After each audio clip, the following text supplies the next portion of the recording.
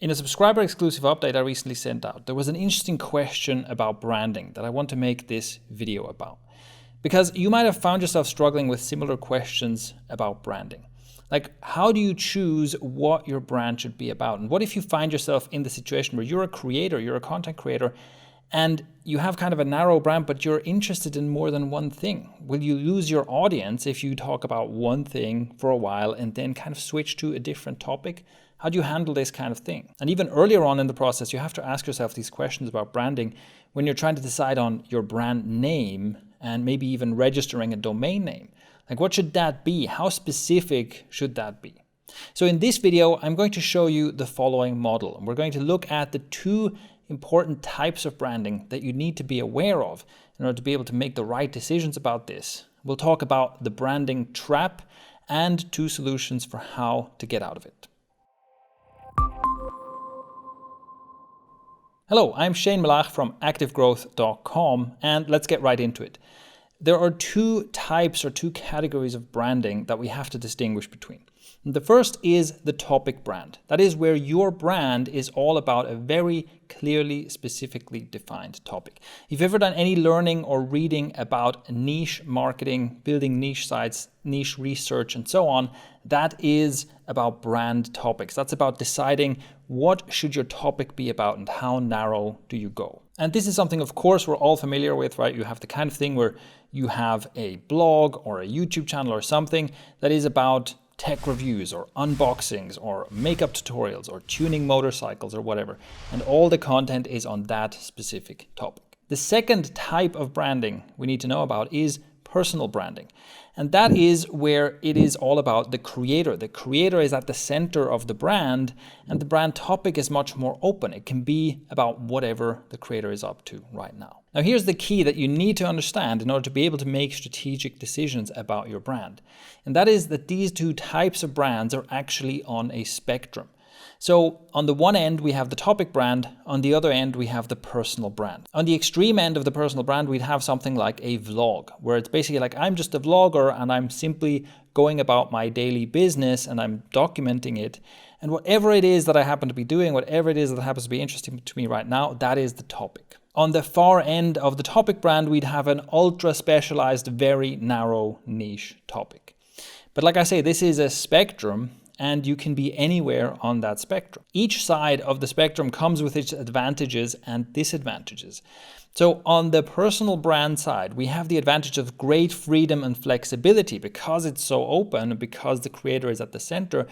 In theory, you can make content about whatever interests you, so you can kind of really follow your passion.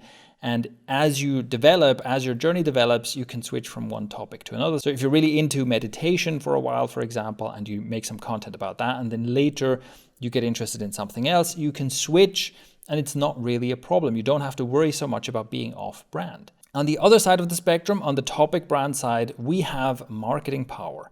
Specificity comes with marketing power.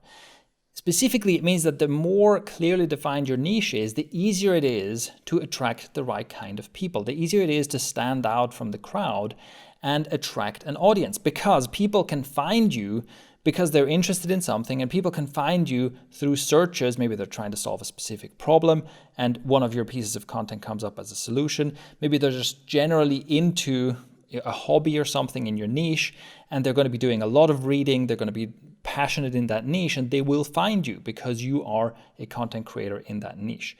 And so the narrower and more clearly defined your niche is, the narrower your topic is, the easier it is to reach people in that niche, and the easier it is to build an audience. The downsides, the negatives, are basically the flip side of that. So obviously, the narrower your topic is, the more you'll find yourself confined. And in extreme cases, you can be in a situation where you feel like, well, there's just nothing more I can say about this topic. It's like this narrow little topic, I've just covered all of it, and I'm supposed to do more content marketing and so on to keep building my business and keep building my brand, but there's just not much else to say.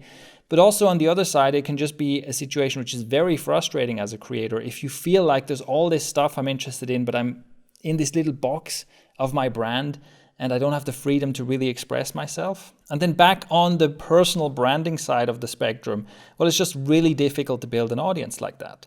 Because if you are simply at the center of the brand and what's going on is whatever's happening in your life, well, join the millions of people or even billions of people who are just oversharing everything in their life on social media, and the hundreds of thousands or possibly millions of people who are trying to do that in a way that turns them into a mini celebrity or an influencer or whatever you want to call them.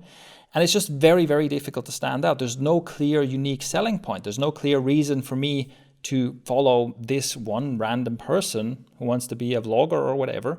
And there's also no real way for me to discover them, right? There's no specific problem I have that will lead me to that person and that person's content. So this is a key insight to understand about how the narrowness or openness of a brand affects your reach. Specificity has marketing power. A good example of this that I read somewhere, I can't remember the source of this, but I think it's a great illustration, is imagine that you have a throbbing headache and you're at the pharmacy and you see a couple of different options on the shelf. And one of them is headache pills. Take 2 of these and your headache goes away. And the other one is like general healthy painkiller type pills. Helps for all kinds of different things, stomach pains, joint pains, and other pains.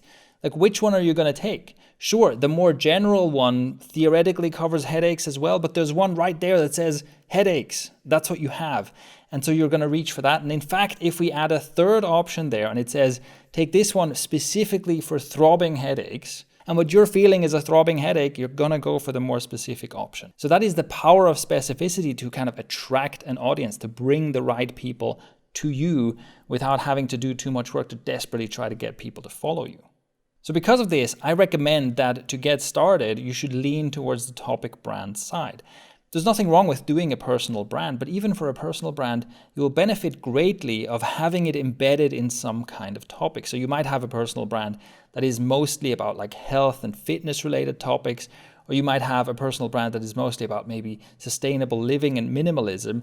And even though that still gives you a lot of freedom of the kind of content you can create, and it helps people remember, oh yeah, this is the fitness girl or this is the minimalism guy, that makes it much, much easier to build that initial following. But this also brings us to the branding trap, which is the thing I mentioned before, right? It can be super frustrating where you feel like you're just being confined.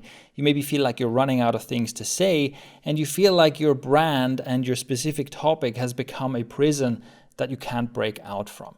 And there are 2 solutions to this. Solution number 1 to get out of the branding trap is to realize that you have more freedom than you think. We tend to place too tight of a confine around ourselves. And to give you an example, let's say you start a brand which is about creating better pictures with your phone. And so you have all this content where maybe you're reviewing phones and the camera quality of those phones, and you're reviewing apps for taking pictures and giving tips for taking pictures with phones and so on and so forth. But you find that as you're developing, your interests are expanding.